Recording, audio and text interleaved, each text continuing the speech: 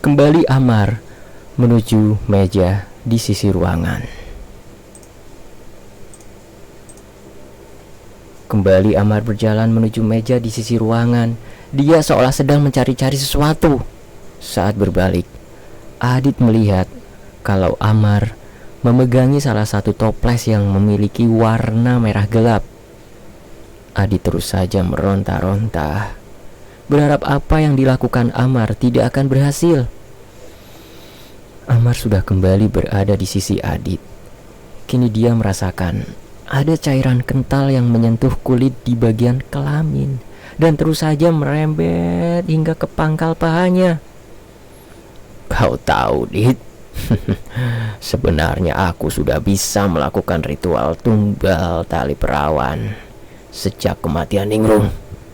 Tapi ketika aku mendapatkan kabar dari Marwanto, aku berpikir, jika memang dulu mereka memiliki kebahagiaan berupa keluarga yang lengkap dan harta berlimpah, setidaknya sekarang mereka bisa merasakan bagaimana tidak memiliki seorang anak.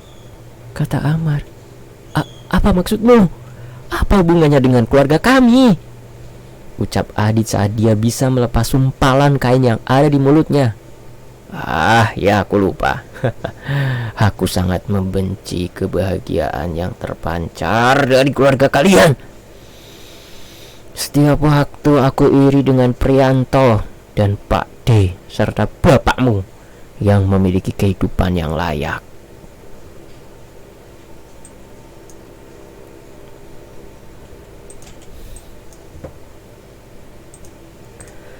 Sudah lama sekali semenjak aku ingin mereka merasakan apa yang aku rasakan. Ya, setidaknya aku bisa membuat Marwanto tidak memiliki anak dan Gunawan kehilangan anaknya.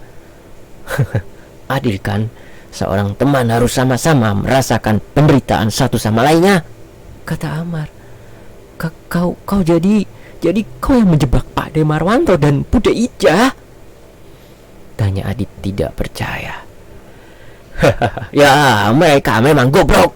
Tidak tahu saja Marwanto itu kalau selama ini istrinya sudah sering hamil, tapi selalu hilang atau keguguran. Kau tahu kenapa, Dit?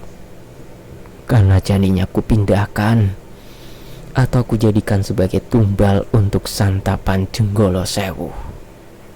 Kata Amar dengan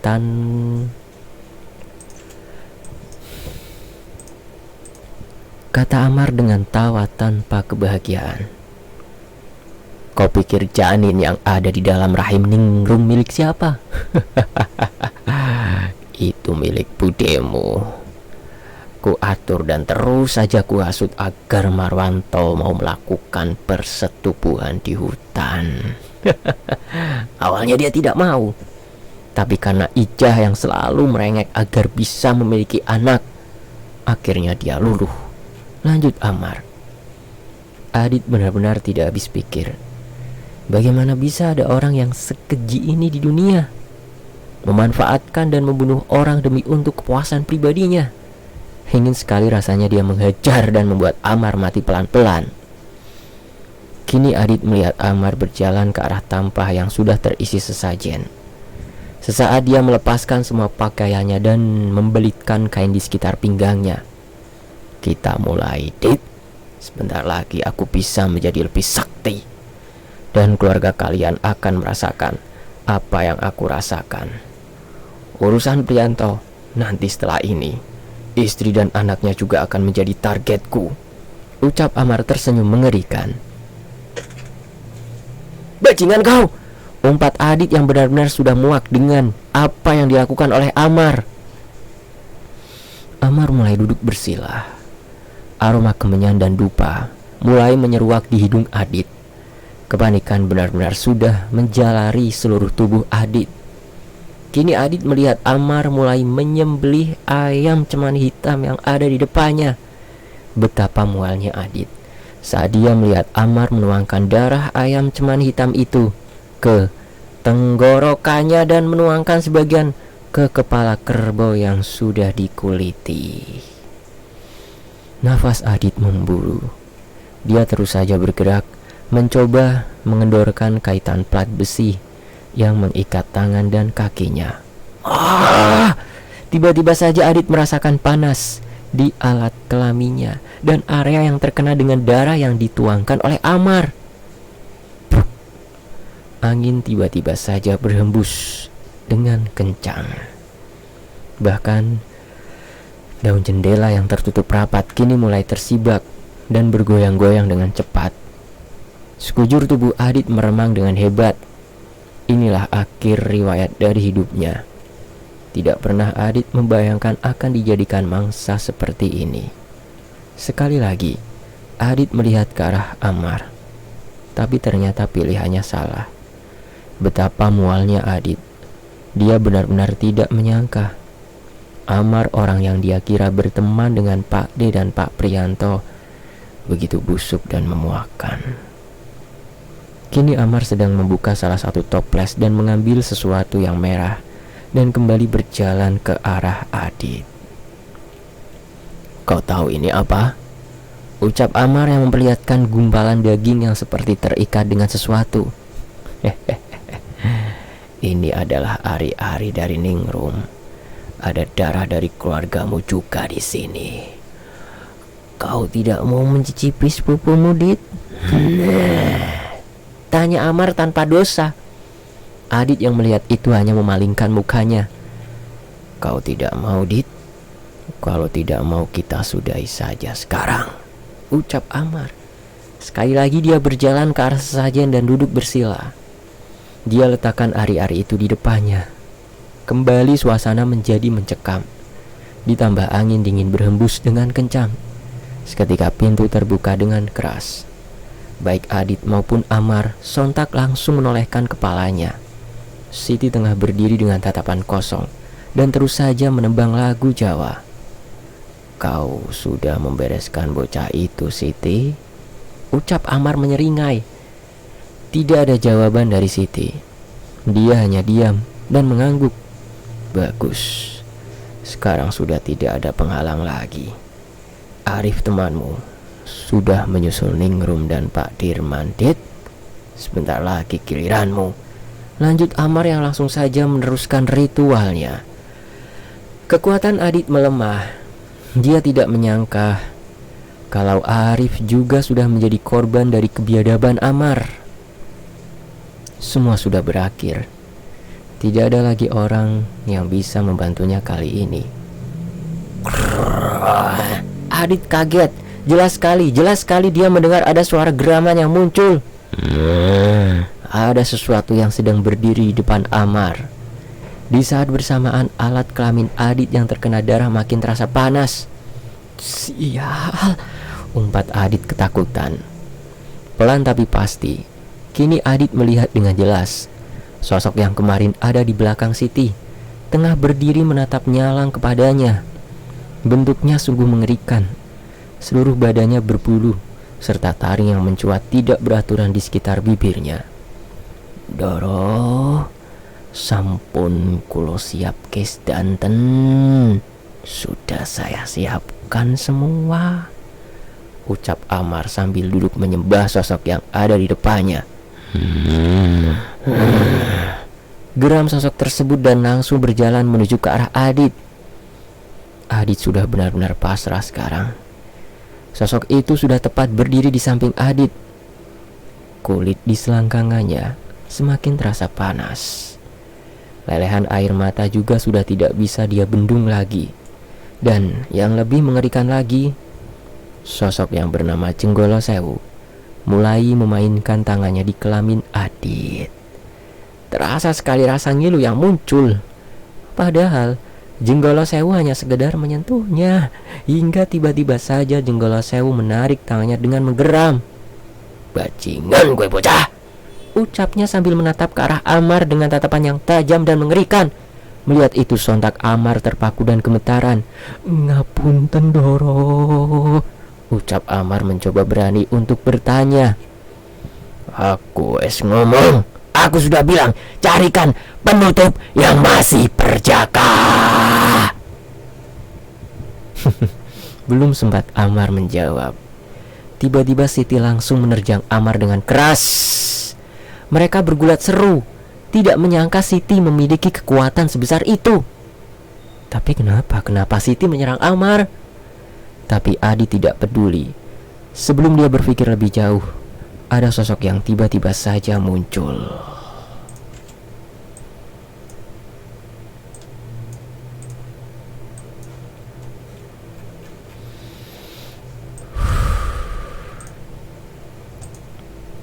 Arif, ucap Adit parau.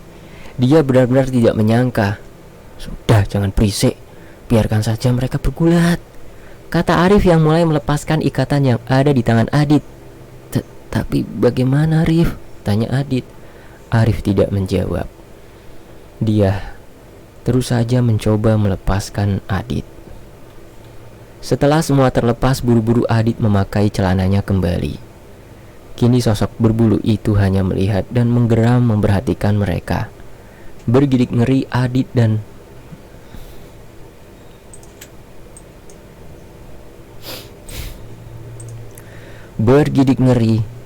merapatkan tubuhnya ke arah Arif. Aku sudah menduga pelakunya adalah kau, ucap Arif. Mendengar ada suara lain, Amar seketika menendang Siti dengan kuat dan langsung bangkit berdiri. Kau, bagaimana bisa? Kata Amar kaget melihat keberadaan Arif. Arif tersenyum nyeringai. Jangan meremehkan aku. Kalau hanya sebatas demit kelas teri seperti dia, aku masih bisa menghadapi, ucap Arif yang justru malah tertawa dan menuju ke arah Jenggala Sewu. Sombong, dasar bocah, ucap Amar geram. Sombong? Katamu aku sombong? Bukannya dari tadi kau yang sudah menyombongkan dirimu, beranggapan kalau semua tipu dayamu itu berhasil. Tak inginkah kau tahu sejak kapan aku mencurigamu? Sejak kapan aku mencurigaimu lebih daripada yang lain? Ucap Arif dengan mencemooh. Kini Siti juga sudah berdiri. Tidak ada tembang Jawa yang muncul dari bibirnya. Tatapannya penuh dengan kebencian yang ditujukan kepada Amar. Sebentar lagi selesai. Seperti apa yang kau inginkan, Mar? Ucap Siti. Amar yang mendengar itu terkejut. Sejak kapan Siti bisa berbicara normal seperti itu? Apa semua pengaruh Jenggala Sewu sudah hilang? Batin Amar yang langsung saja menatap Jenggala Sewu yang masih saja terus menggeram. Percuma kau merintahnya, tuanya sudah berubah, ucap Arif yang seolah tahu apa yang sedang dipikirkan oleh Amar. Nah, sekarang seperti yang kau ucapkan kepada Adit tadi. Sebelum semua selesai, aku juga akan menceritakan sesuatu. Biar nanti ruhmu bisa tenang dan mendapatkan balasan dari orang-orang yang sudah kau cilakai, ucap Arif yang melangkah menuju ke arah Amar. Awalnya Adit ingin memberikannya peringatan, tapi ada sesuatu yang membuatnya mengurungkan niat. Tidak ada satupun perlawanan yang Amar berikan. Bahkan ketika Arif menyeretnya dan meletakkan di meja yang tadi mengikat Adit, Amar tetap bergeming. Apa yang terjadi? Kata Adit kebingungan. Tidak ada jawaban. Adit sekarang malah justru ngeri melihat Arif yang mulai mengikat tangan dan kaki Amar dengan plat besi yang ada di meja itu. Nah, sekarang aku akan menceritakan kenapa aku bisa sampai di sini, ucap Arif dengan nada datar. Adi justru bergidik mendengarnya. Bajingan kau, lepaskan aku, umpat Amar yang melotot ke arah Arif. Mendengar itu Arif tidak marah, namun berjalan menuju ke arah meja dan mengambil salah satu toples berwarna merah. Apa kau bilang tadi? Hah, bajingan. Sepertinya kau harus mencuci mulutmu, ucap Arif yang sudah kembali berada di sisi Amar. Seketika Adit membulatkan matanya. Tidak menyangka kalau Arif bisa berbuat hal seperti ini. Perut Adit mual saat melihat Arif dengan sengaja menuangkan cairan merah itu ke mulut dan kepala Amar. Semoga darah ini bisa sedikit membersihkan mulut dan pikiranmu yang busuk itu, hina Arif serta melemparkan toples yang dia pegang. Nah, kita lanjutkan. Setelah kita sama-sama bisa mengatur emosi kita. Kau tahu, Mar, aku sudah mencurigaimu saat aku melihat Pak Marwanto dan istrinya melakukan persetubuhan di hutan. Bagi Adit yang tidak bisa merasakan dan melihat mereka, mungkin akan terlihat mencengangkan, tapi bagiku itu merupakan hal yang bodoh. Karena dengan jelas sekali, aku tidak melihat satu sosok demit pun yang hadir saat mereka melakukan ritual itu. Ucap Arif tersenyum penuh kemenangan. Adit benar-benar terkesima sekarang. Dia hanya bisa melihat Arif yang sedang duduk di kursi yang tadi pernah dipakai oleh Amar saat menceritakan masa lalunya kepada Adit. Nah, jika kau bertanya bagaimana aku bisa sampai di sini, mungkin kita harus berterima kasih kepada Siti, orang yang sudah kau gunakan layaknya anjing peliharaan, kata Arif. Sepersekian detik tidak ada yang mengucapkan sesuatu, hanya suara geraman yang muncul dari sosok yang ada di belakang Arif. Adit masih syok dengan apa yang dia lihat. Siti hanya terus diam, memandangi Amar dengan pandangan kesumat, dan Arif terlihat seperti sedang mempertimbangkan sesuatu. Mungkin ini yang terbaik. Semua perbuatanmu sudah membuat banyak orang sengsara. Kau tak ubahnya seperti makhluk yang ada di belakangku. Biarlah dia yang menyelesaikan semua, ucap Arif murung. Adit panik mendengar apa yang temannya ucapkan. Apa yang akan dilakukan oleh Arif? Arif berdiri, melangkah ke belakang, mengambil satu toples lagi, dan kembali berjalan tepat di dekat paha Amar. Sejenak Adit melihat ada ekspresi jijik dari wajah Arif. Tanpa diduga-duga, Arif melepaskan kain yang dipakai oleh Amar. Adit seketika paham apa yang dilakukan oleh temannya itu. Apa harus seperti ini, Rif? Tanya Adit. Di sisi lain bola mata Amar membulat seketika. Dia tahu apa yang akan dilakukan oleh bocah Arif itu. Tidak. Jika kita membiarkan dia pergi, suatu hari dia akan mengulanginya lagi. Terlebih dia sudah melakukan tumbal tali perawan untuk kebiadabannya. Biar ingon-ingonnya yang mengakhiri semua ini, kata Arif murung. Tanpa menunggu jawaban Adit, langsung saja Arif menuangkan cairan merah darah itu ke arah selangkangan Amar. Bajingan kau bocah. Lihat saja suatu hari kau akan mendapatkan balasan lebih dari ini, ucap Amar penuh dengan amarah. Aku tunggu, balas Arif yang langsung saja berjalan dan menarik Adit dan Siti keluar ruangan. Mereka berjalan cepat, meninggalkan bangunan yang dipakai Amar untuk melakukan ritual. Sayup-sayup mereka mendengar suara teriakan yang menggema di hutan desa Renggono. Kita mau kemana, Rif?